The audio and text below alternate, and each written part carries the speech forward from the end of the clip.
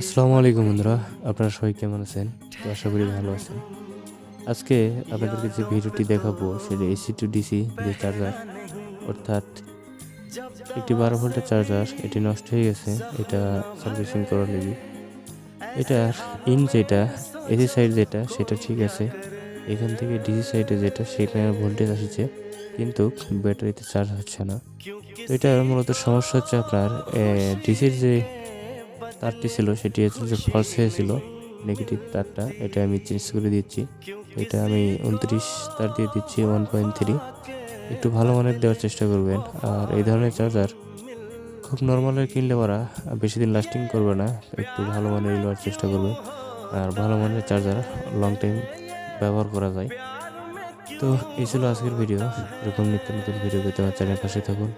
সবাই ভালো থাকবেন, সুস্থ থাকবেন। দেখা হচ্ছে নতুন কোনো ভিডিওতে। আল্লাহ হাফেজ।